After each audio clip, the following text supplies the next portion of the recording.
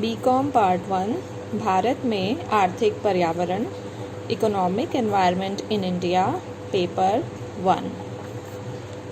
पिछले कुछ लेक्चर में हमने देखा कि भारत एक समृद्ध एवं धनी राष्ट्र है जिसमें निर्धन लोग निवास करते हैं। इस विरोधाभास के अंतर्गत हमने इसका जो पहला पार्ट है जो यह बताता है कि भारत एक संपन्न एवं धनी राष्ट्र है, उसके कुछ महत्वपूर्ण बिंदुओं को हमने देखा, जैसे कि भारत के पास उत्तम भौगोलिक स्थिति है, विशाल भूभाग है, उपयुक्त धरातल है, विस्तृत उपजाऊ मैदान है, विपुल खनिज भंडार है, इत्यादि इत्यादि। हमने भारत में निर्धन लोग निवास करते हैं, निर्धनता एवं गरीबी भारत में है, इसके भी कुछ बिंदुओं को हमने देखा, जैसे कि प्रति व्यक्ति आय का निम्न स्तर, निम्न जीवन स्तर, ऊंची जन्म एवं मृत्यु दरें, निम्न औसत आयु, उत्पादन की पिछड़ी तकनीक आदि। आज के लेक्चर में हम इसे कंटिन्यू करते हैं और कुछ अन्य जो महत्वपूर्ण बिंदु हैं जो यह दर्शाते हैं कि भारत में निर्धनता एवं गरीबी है, उन्हें पढ़ेंगे। बचत एवं पूंजी निर्माण का निम्न स्तर। भारत के निवासियों की निर्धनता इस बात में झलकती है कि यहाँ बचत एवं पूंजी निर्माण की गति बहुत धीमी है। जहाँ अमेरिका में पूंजी निर्माण की दर 50%, जापान में 35 से 55% है, वहीं भारत में सकल पूंजी निर्माण की दर 32% के लगभग ही थी, जो बढ़कर 2014-15 में 34.2% हुई। बचत दर केवल 33% है। व्यापक बेरोजगारी। भारत की गरीबी उसकी बेकारी में भी झलकती है। काम की तलाश में मारे मारे फिरने वालों की संख्या निरंतर बढ़ती जा रही है। जहां 1951 में यह संख्या 45 लाख थी, वह बढ़कर अब 15 से 20 करोड़ हो चुकी है। रोजगार कार्यालयों में पंजीकृत बेकारों की संख्या भी बहुत अधिक तेजी से बढ़ रही है। भारी ऋणग्रस्तता। भारत में निरंतर बढ़ती ऋणग्रस्तता भी उसकी निर्धनता की परिचायक है। भारतीय कृषक के लिए यह कथन सही है कि वह ऋण में ही जन्मता है, ऋण में ही जीता है तथा ऋण में ही मर जाता है।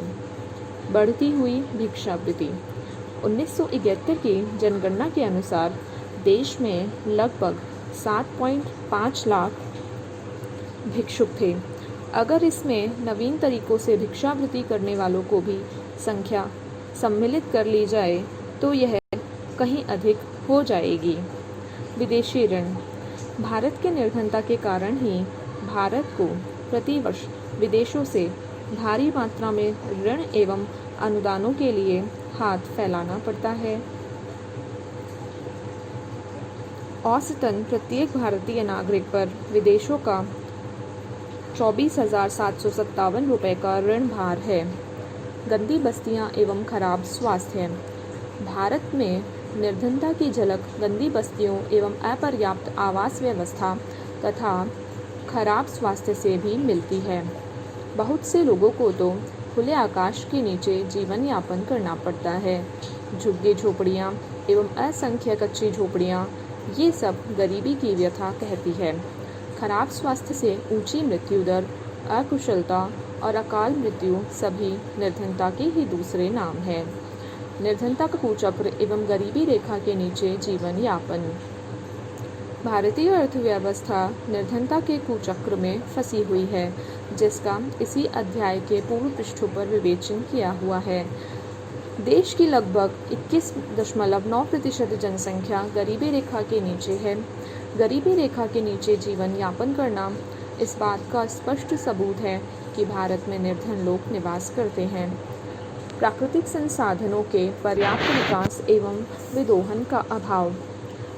भारत प्राकृतिक संसाधनों से संपन्न है, किंतु उन उपलब्ध प्राकृतिक संसाधनों का पर्याप्त विकास एवं विदोहन न हो पाने के कारण गरीबी का साम्राज्य व्याप्त है। मानव संसाधनों के सर्वोत्तम उपयोग का अभाव।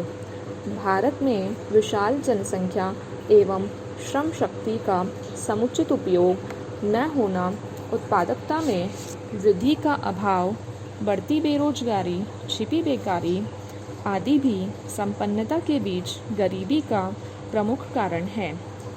संतुलित तीव्र विकास का अभाव।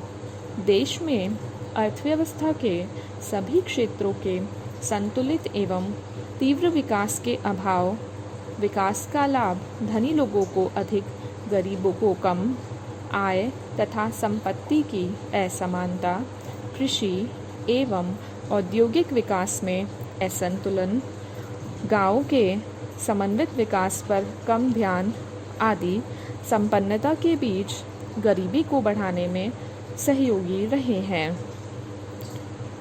निष्कर्ष। इस प्रकार उपर्युक्त तर्कों के समुचित विश्लेषण से हम इस निष्कर्ष पर पहुंचते हैं कि भारत सभी प्रकार के प्राकृतिक एवं मानवीय साधनों से तो संपन्न है, किंतु देश में उपलब्ध प्रचुर प्राकृतिक साधनों एवं जनशक्ति का यथोचित विदोहन एवं विकास न होने से भारत की जनता निर्धन एवं बेरोजगार है। यद्यपि योजनाबद्ध विकास के पिछले वर्षों में अर्थव्यवस्था के विदोहन एवं विकास का काफ़ी प्रयास किया गया, किंतु जनसंख्या की विस्फोटक वृद्धि, असमान वितरण एवं अपर्याप्त विकास के कारण अभी भी देश की जनसंख्या का बहुत बड़ा भाग गरीबी की रेखा से ऊपर नहीं उठ पाया है। अतः भारतीय जनता की समृद्धि एवं खुशहाली के लिए योजनाबद्ध, तीव्र एवं प्रभावी आर्थिक विकास की आवश्यकता है। अब हम जानेंगे कि संपन्नता के बीच गरीबी की समस्या का हल हम किस प्रकार से कर सकते हैं, अर्थात समस्या के हल के उपाय। भारत में संपन्नता के बीच गरीबी की समस्या का निराकरण उपलब्ध प्राकृतिक संसाधनों की खोज एवं उनका नियोजित ढंग से विदोहन करने के साथ साथ जनसंख्या के बढ़ते दबाव को कम करने तथा मानवीय संसाधनों के सर्वोत्तम उपयोग में निहित है। देश में समुचित एवं समग्र विकास के लिए जहां एक और गांवों के समन्वित विकास की आवश्यकता है, वहीं दूसरी ओर पर्यावरण का संरक्षण करते हुए उपलब्ध प्राकृतिक एवं मानवीय संसाधनों के विकास एवं विदोहन की महती ज़रूरत है। इस समस्या के निराकरण के उपाय हम संक्षेप में जानेंगे। पहला, उपलब्ध प्राकृतिक संसाधनों का समुचित विकास एवं उपयोग। प्राकृतिक संसाधनों से संपन्न होने के बावजूद भी उनका विदोहन अभी भी पर्याप्त मात्रा में नहीं हो पाया है। अतः उपलब्ध संसाधनों के विकास तथा समुचित उपयोग के प्रयास करना ज़रूरी है। दूसरा, मानवीय संसाधनों का सर्वोत्तम उपयोग। भारत की विशाल जनसंख्या के योजनाबद्ध ढंग से सर्वोत्तम उपयोग में भारत की गरीबी का निराकरण निहित है। देश के बेरोजगारों को रोजगार, उपलब्ध श्रम शक्ति की तीव्र विकास में भागीदारी, अशिक्षितों को रोजगार परक शिक्षा, लाभप्रद रोजगार की रुचि, स्वरोजगार को बढ़ावा, छिपी बेरोजगारी का समापन कर उन्हें उत्पादक कार्यों की ओर अग्रसर करना, श्रम शक्ति की उत्पादकता में वृद्धि आदि प्रयास जरूरी हैं। तीसरा, नए संसाधनों तथा नए उपयोगों की खोज करना। देश में गरीबी निराकरण के लिए अनुसंधान एवं अन्वेषण द्वारा देश में नए संसाधनों की खोज को बढ़ावा देना तथा देश में उपलब्ध संसाधनों के नए उपयोगों की खोज करना भी अति आवश्यक है। चौथा, रोजगार परक अवसरों में वृद्धि करना। भारत में उपलब्ध एवं बढ़ती मानव शक्ति के समुचित उपयोग के लिए सरकार को योजनाबद्ध ढंग से रोजगार के अवसरों में पर्याप्त वृद्धि के प्रयास करने चाहिए। इसी क्रम में विदेशों में भी रोजगार के अवसर ढूंढे जा सकते हैं। गांवों एवं शहरों का समन्वित विकास। देश में गरीबी की समस्या का निराकरण तथा देश के संतुलित विकास के लिए गांवों एवं शहरों के समन्वित विकास पर जोर देना ज़रूरी है।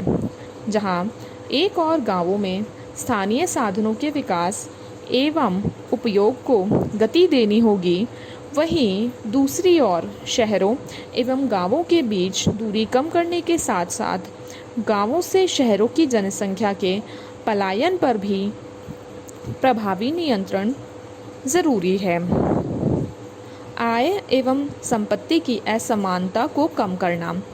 देश में योजनाबद्ध विकास का लाभ अधिकाधिक गरीबों को पहुंचाने के प्रयास के साथ साथ उन्हें सरकार द्वारा आर्थिक सहायता, अनुदान, रोजगार के समान अवसर, गरीबी निराकरण के लिए धनवानों पर प्रगतिशील करारोपण और गरीबों पर व्यय में वृद्धि के प्रयास सार्थक हो सकते हैं। जनसंख्या की विस्फोटक वृद्धि पर प्रभावी नियंत्रण।